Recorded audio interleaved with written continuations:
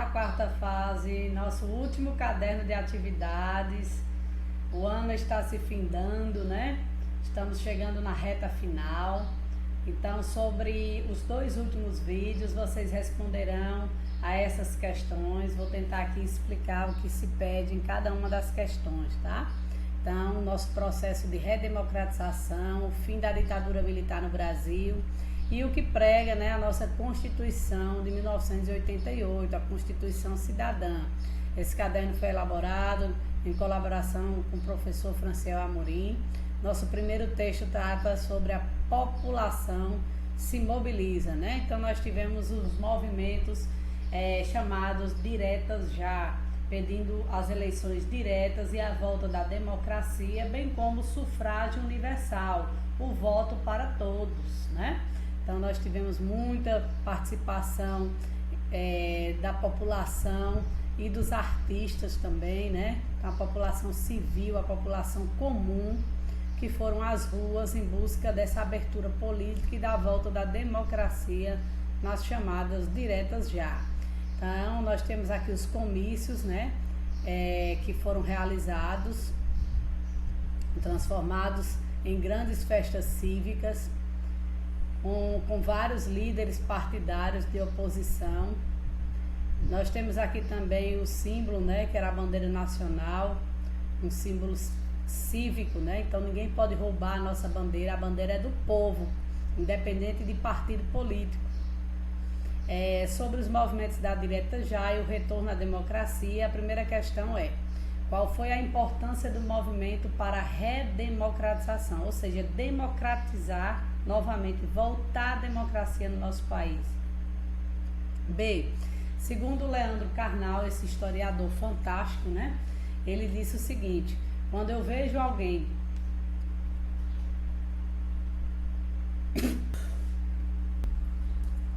Então, Leandro Carnal diz o seguinte: quando eu vejo alguém defendendo a volta dos militares, eu me sinto no dever de explicar o que é o arbítrio, o livre-arbítrio, né?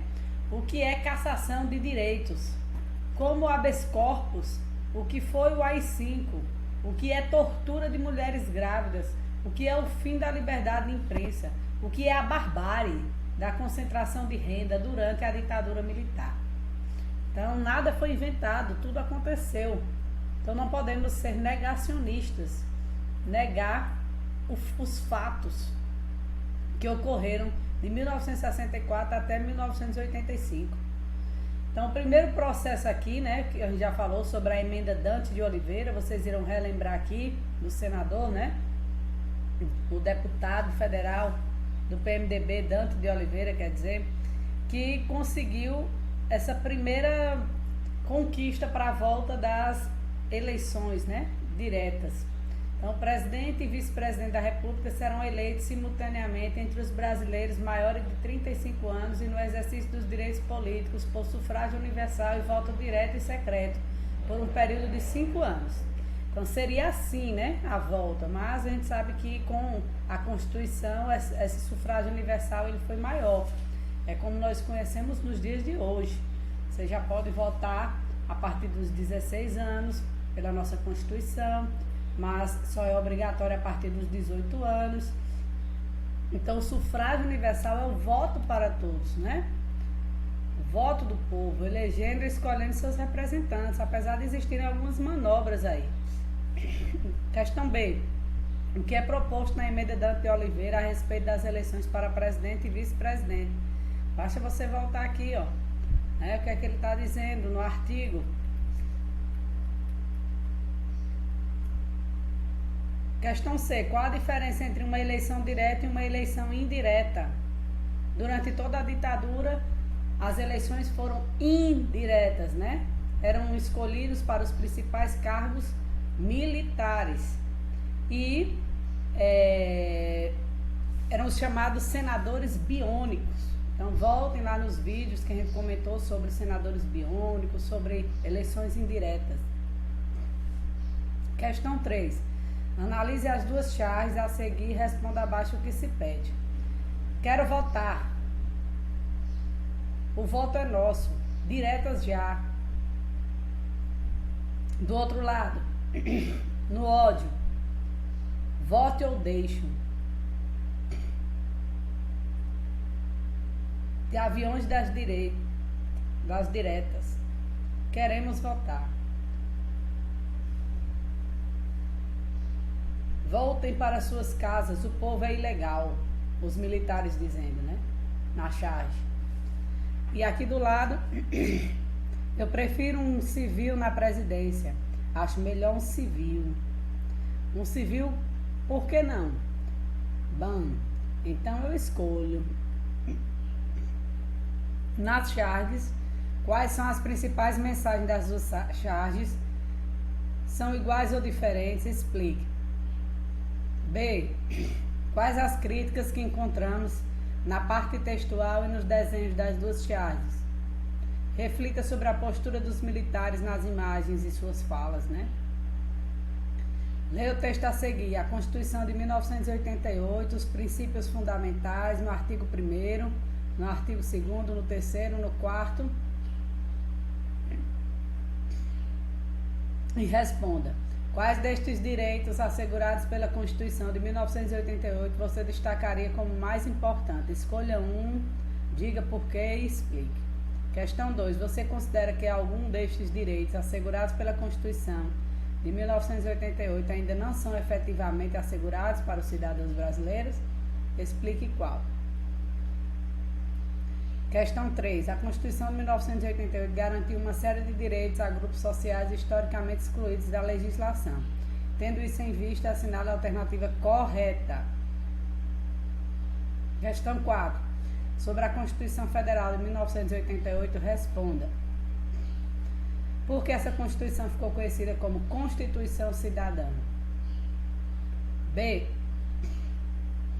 Após 2 décadas de regime autoritário, diversos setores da sociedade que se sentiam excluídos e perseguidos pelo Estado viram na abertura da Assembleia Nacional Constituinte a oportunidade de garantir direitos constitucionais. Aí vocês vão analisar o gráfico rendimento médio considerando gênero, cor e raça. E cite e explique 3 dos movimentos sociais que estiveram presentes na Assembleia Nacional Constituinte.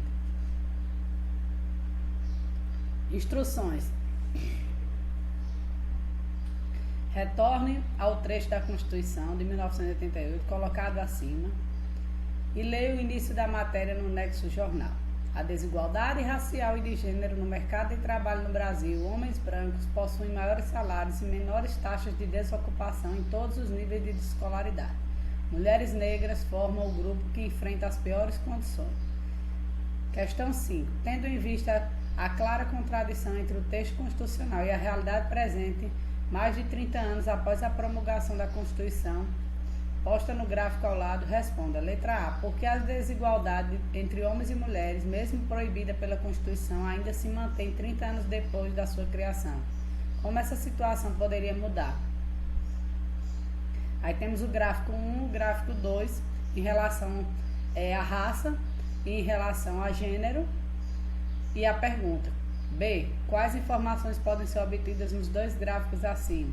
C. De que maneira a taxa de desemprego se manifesta em diferentes grupos de gênero e raça? A gente sabe que nem deveria ser dividido em raças, né? E a igualdade tinha que ser para todos. E a concentração de renda deveria acabar. Questão 6. Leia as manchetes e responda ao lado. Menos de 7% das áreas quilombolas no Brasil foram tituladas, ou seja, dada a posse aos verdadeiros donos da terra. Moradores buscam reconhecimento de comunidade quilombola em Minas Gerais. Disputa por terra complica a obtenção de título fundiário para quilombolas. Por que é tão fácil para os latifundiários, para os grandes empresários conseguir um documento, uma terra, e para grupos como quilombolas, como indígenas, é tão difícil? A. Quais são os temas abordados nas manchetes? B. O que são as comunidades quilombolas? C. Como funciona o processo de reconhecimento das comunidades quilombolas no Brasil? Nós temos vídeos comentando sobre essas questões. Então, boa atividade, bons estudos, boas provas e até a próxima.